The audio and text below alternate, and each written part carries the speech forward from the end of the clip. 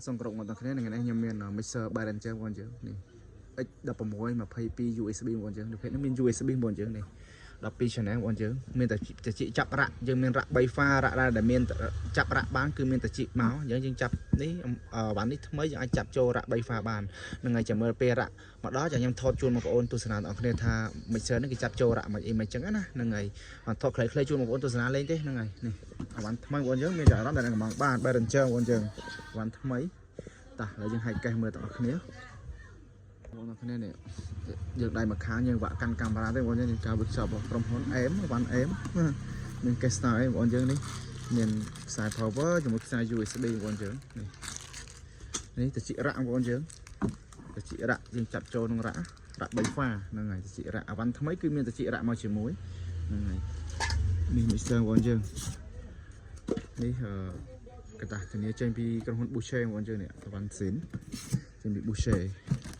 តាចាំតិចខ្ញុំលើកវាចេញបងប្អូនយើងអូខេបងប្អូនយើងនេះតាធានាចេញពីក្រុមហ៊ុនហ្នឹងហើយ warranty របស់គេគេតាចេញពីខាងថៃបងប្អូនយើងទាំង mixer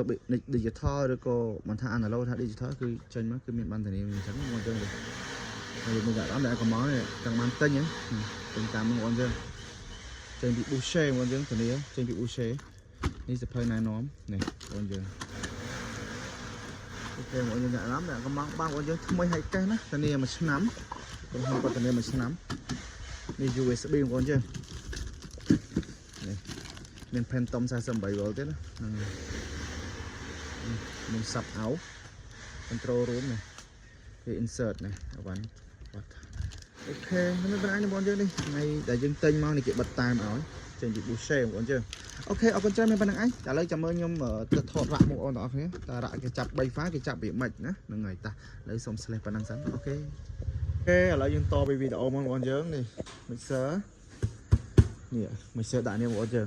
តវីដេអូមុនណាហ្នឹងហើយ mixer Behringer ហ្នឹងដាក់ហ្នឹងនេះទៅជារ៉ាក់គេចាប់ជាប់ហ្នឹងហើយនេះគេច្រឡាប់បាន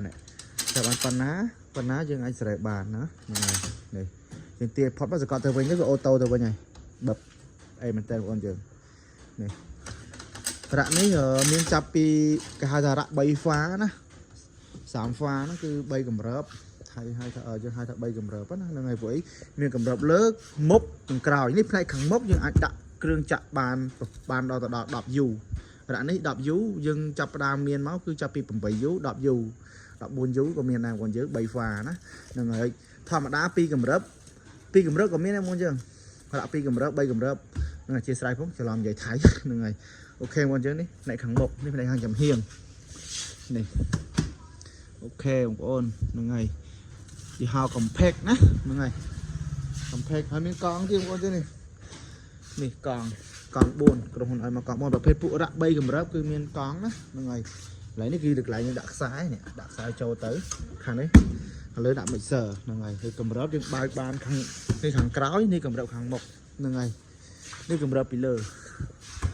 ឡូវមានប៉ុណ្្នឹងឯងបងប្អូនយើងហ្នឹងហើយចាំយើងហែក mixer ចេញមកយើងចាប់រ៉ាក់ចូលហើយយើងដាក់ទៅយើងប្រើទៅស្រួលតែម្ដងណាហ្នឹងហើយយើងនិយាយបងប្អូនអញ្ចឹងប្រភេទពុក3កម្រើបមានចាប់ពី 8U ឡើងណាហ្នឹងហើយ 8U ឡើងហ្នឹងហើយឥឡូវមានប៉ុណ្្នឹងឯងខ្លីៗបងប្អូនជួយកំងផងអរគុណច្រើនបាយបាយជម្រាបលា